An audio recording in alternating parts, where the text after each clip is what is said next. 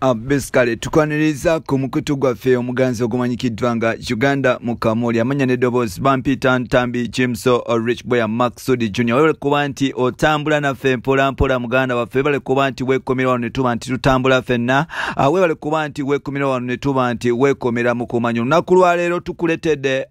mutabanyi w'omukulembeze w'eggwanga amanyikiddwa nga Lieutenant General Jim Muhoozi ng'avaayo ng'agamba nti abantu wano wamanga kwogata ne taatawe kitaawe amanyikiddwa nga Yoweri Kaguta Museveni nga ye president w'eggwanga kwogata ne ankuwe amanyikiddwa nga General Salim Saleh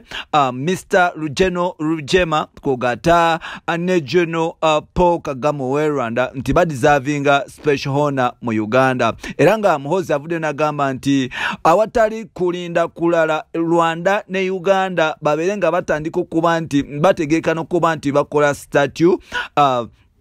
bakola statue oba ebiwumbe mu bibuga byonna ebyetoolodde ensi eno nga balaga akabonerako kuba nti bajjukira n'okusiima bajeno bano bye bakola abajeno bano be bamu ku basajja abemekete mu East Africa bosobola okuba nti boogerwako bonna bagenda mu nsiko that was 1981 there around there ne bagenda mu nsiko ne bakuba emmundu nga basinziira Luweero Triangle ne bajja mu City ne bawangula ne baba nti bamamulako gavumenti eya omukulu amanyikiddwa nga President Milton Obote. That was 1986. Then okuva kwawo waliwo genocide e Rwanda era nga omukulu President Yoweri Kaguta Museveni kugatane munywanyiwe oba chaliwe owe Rwanda amanyikiddwa nga President Paul Kagame baba nti balenga strategy okuba nti bamamulako gavumenti eyali eriko era nga mu lukujukuju gavumenti ya Uganda ngekulirwa Yoweri Kaguta Museveni bateekateeka mwana mulezi amanyikiddwa nga Paul Kagame ne baba nti bayingira Rwanda era mu 1994 omukulu oyo yali nti genocide nabwe kityo yali nti emalibwawo oba evaawo e Rwanda yayo ne bayingira Rwanda mpola mpola era omukulu amanyikiddwa nga Paul Kagame n'aba nti taking over power kinono ekyaleeta okuba nti bano basigala mu record. Then recently General oba Lieutenant General Muhoozi yavaayo n'agamba nga taatawe amanyikiddwa nga Yoweri Kaguta Museveni bw'atalemerwangako lutalo lwonna lwazenga alwana akulaga elutalo lw'e Sudan lutalo lw'e Congo entalo eziri mu Central Republic kugateza Somalia kugata n'entalo endala zaatatumenyera era nga General Muhoozi yegulidde erinnya ennaku zino bamuyita tweeting general because tava nnyo ku tweet okuba nti awana emirimu gya kitawe kugatta n'okuba nti awa opinion ye ng'omuntu Munnayuganda. General Muhoozi ennaku zino bamuyita Twitter king. Tujjukire nti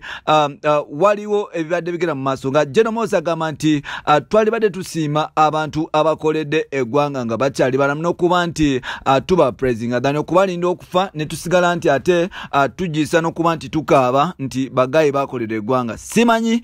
kikyo kyogerako kino olowooza President Yoweri Kaguta Museveni kugatta muganda we General Salim Saleh Rujema kugatta ne Paul Kagame ow'e Rwanda badizavinga okuba nti bafuna statue mu nsi zino buli city nga oba buli mu town ng'omukulu no bagambye oba kajanja ka General Muhoozi badizavinga okuba nti tubajjukira oba kajanja ka General Muhoozi. Tujjukira nti since 1986 Uganda ezekyuka mu mitendere gy'enjawulo however much obukulembeze bo bwasigala bwe bumuntu okuva nga National Resistance Army bwe yayingira mu buyinza paka sawa zino tetufunangako president mulala naye nga te structures zisigala zikyuka structures zigenda nga zikyuka mpola mpola. General Muhoozi Lieutenant General Muhoozi mutabanyi wa President Yoweri Kaguta Museveni atenga alina ekitiibwa nga Presidential Special Advisor on Special Forces ne Special Attacks. Omukulu ono yali in charge era nga atwala department eya SFC mu Uganda. Bino n'ebirala by'obolinda mu episodes zaffe ziddako abalala bagamba nti President Museveni atandise okuba nti naye ayingiza famire ye mu byobufuzi mbwensi baagala kugifuula yaabwe. Simanyi gwe kyo kirowoozaako kirabika ne Jono alowooza kikisero okuba nti akwatamu owaayi obanga atandise okuba nti agamba taata we babeere nga bamukolamu ebiwombe olowooza naamulekera entebe mbuuza bubuuza bino n'ebirala byoba olinda mu episodes zaffe ezidako nsigadde Ntambi Jimso. Follow me on Facebook nkosa Ntambi Jimso, then on Twitter nkosa Jimso 16. Twegweko subscribe nga tubeere tutambula ffenna ffenna. Bye bye.